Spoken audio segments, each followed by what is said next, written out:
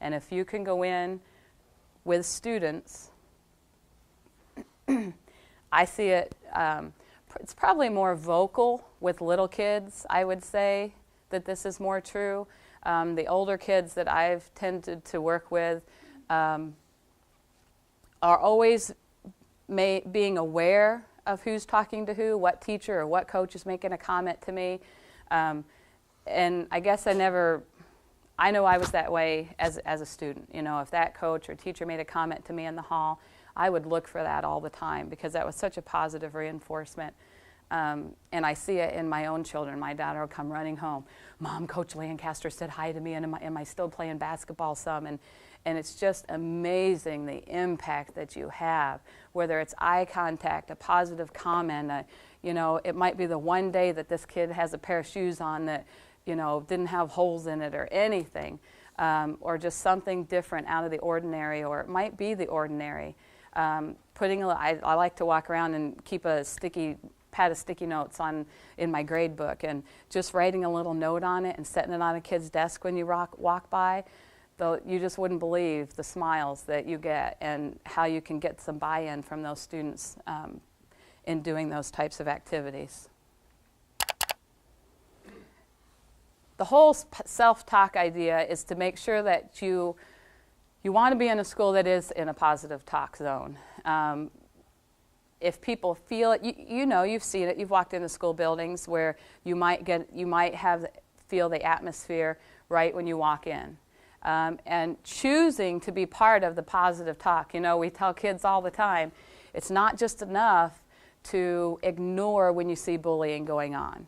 You have to make a comment and try to alter it or stop it. If you sit there and watch someone next to you be bullied, you're just as much as part of the problem as being the bully. That you really need to make a comment and help that person out and support them. Same kind of idea that we're talking about with positive self-talk.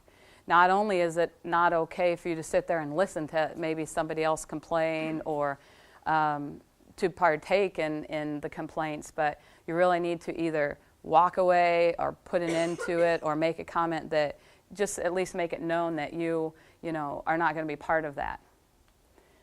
There are lots of times where I just choose not to go to the teacher's lounge for lunch. I think I've only been in the teacher's lounge one time all year for lunch.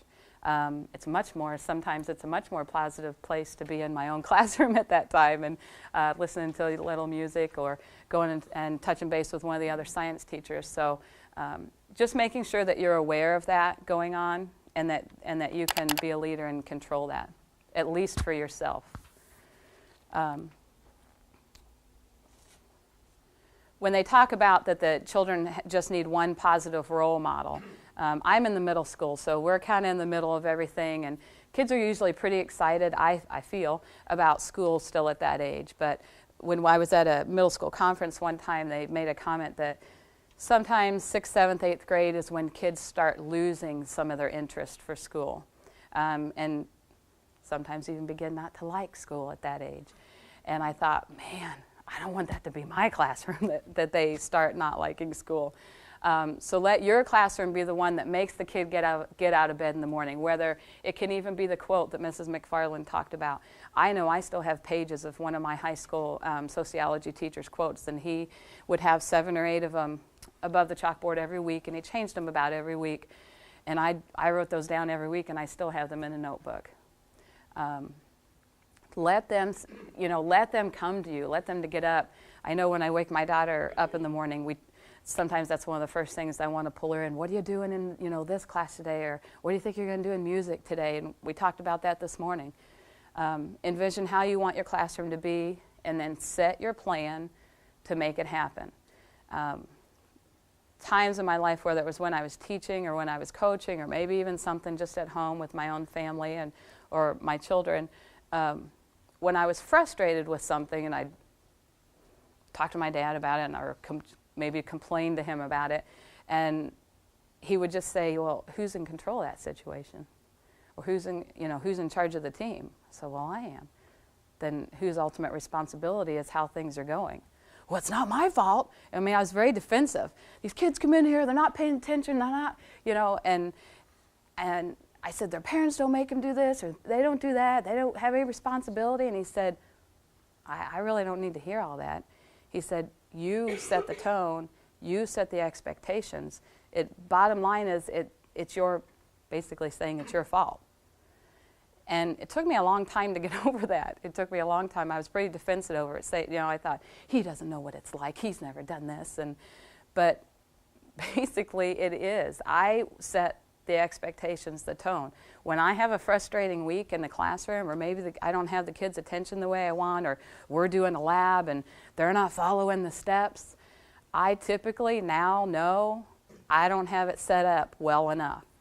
If there are struggles and things aren't happening, on the timeline that I expect it to happen, the first thing I do during lunch is I'm in there reworking the whole thing. And it has made my life so much easier that I take responsibility for the expectations, for what is happening. Obviously, if on a whole things aren't going the way I want it to go, I need to change my expectations or how I'm putting it out there to kids. So I guess because management is such a major part of teaching, when those things are not going well, you just need a plan B. And you're probably going to need a plan C and D and on and on and on. So when those things are happening, whether that classroom teacher has it set up great, or maybe they need, the way they have it set up may not work for you. And that's one of the things I've told my student teachers is just that what works for me is probably not going to work for you. And you have to find your own way. You have to keep searching and find what works for you, because a different personality is going to need to manage in a different way. And if you don't have it managed well, the teaching is tough to get to sometimes. So make sure that you envision what your classroom looks like. Is it a more hands-on classroom? Is it an inquiry classroom? That's usually the goal, because that's the way those kids are going to learn. So there's a lot of planning that goes in to get that to happen in a very effective way. And to make sure and have that plan is so important, and you have to have that vision of how you want it to look like. Success in teaching depends partly on what you know and partly on what methods you use, but most of all, it depends on who you are. A teacher's belief about students as persons of worth who can learn and profit from an education are more important than any combination of content and education courses. This goes right along with, I think, Mrs. McFarland's opening statement, that it's the teacher that makes the difference. It really doesn't, you've sat in classes, courses yourself, where maybe the same content was taught, but it was taught in a very different way. And you know what kinds of courses you've liked to be involved in.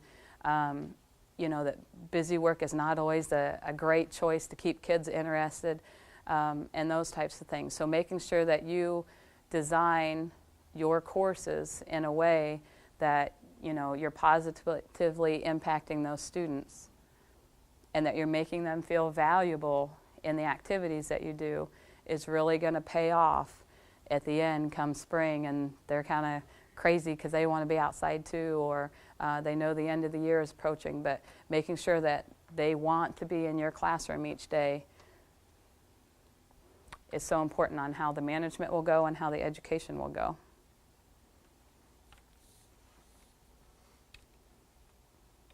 I do have I'll